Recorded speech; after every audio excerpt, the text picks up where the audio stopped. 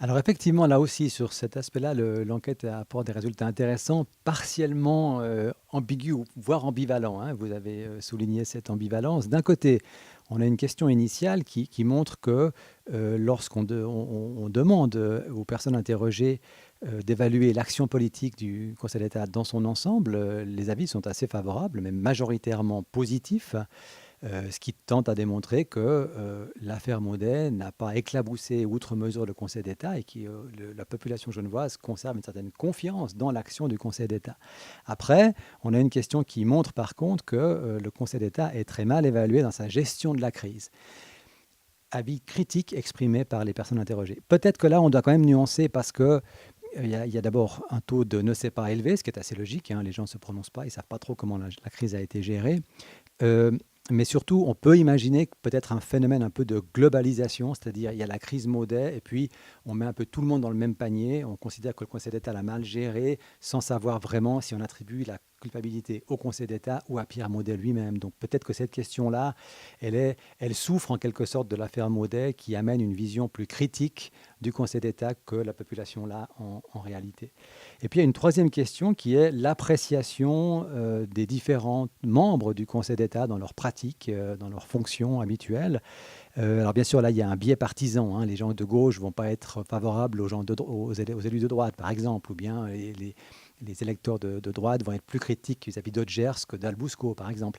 Mais et je trouve intéressant de voir que pour tous les conseillers d'État, sauf Pierre Maudet, l'appréciation demeure majoritairement positive. Elle est très positive pour Poggia, qui fait un score étonnant, une popularité, mais elle est positive pour tout le monde. Là aussi, ça donne plutôt l'impression que le Conseil d'État garde un certain capital de confiance auprès de la population genevoise. Y compris Hodgers, qui fait aussi bien que ses collègues, quand bien même, effectivement, il a été au front en tant que président, il a pris position, il s'est exprimé de manière assez directe parfois contre Pierre Maudet. Et apparemment, ça ne lui porte pas préjudice dans la perception qu'en ont en tout cas les Genevois et les Genevoises. Il faut dire aussi, hein, il y a quand même près de 40% de ne sait pas sur cette question-là, ce qui est assez logique et c'est en fait assez rassurant parce que je préfère que les gens ne répondent pas, ne disent je ne sais pas comment juger l'action actuelle du Conseil d'État, plutôt qu'ils répondent n'importe comment. Ça veut dire que les personnes ont répondu seulement si elles pensaient avoir un avis à peu près éclairé sur la question. Non, je ne crois pas que c'est surprenant parce qu'il me semble que les comptes rendus qui ont été faits dans les médias ont aussi bien divisé. Autant on a été critique vis-à-vis de Maudet, autant on a respecté ou on a retracé, couvert de manière assez objective ce que le Conseil d'État tentait de faire. On a reconnu que l'affaire Maudet mettait objectivement le Conseil d'État dans une situation difficile et le Conseil d'État n'a peut-être pas fait au mieux, mais il a fait ce qu'il a pu. Et je ne crois pas qu'on puisse dire de l'extérieur qu'il y a eu une gestion calamiteuse du Conseil d'État. Et je crois que les citoyens et les citoyennes sont capables de faire cette différence entre le problème qui est finalement le problème d'une personne, du fonctionnement des institutions de la République.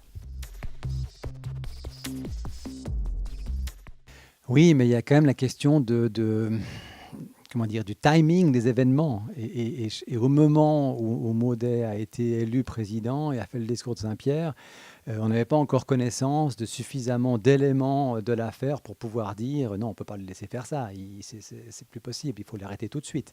À ce moment-là, il y avait encore une présomption d'innocence, y compris sur le mensonge, pas seulement sur l'affaire, qui, à mon avis, justifiait de le laisser aller en avant. Alors, le Conseil d'État a bien dit, Maudet a menti à plusieurs reprises au Conseil d'État, et le Conseil d'État ne pouvait pas faire autre chose que de croire en sa parole quand Maudet lui assénait ses vérités qui n'étaient pas des vérités.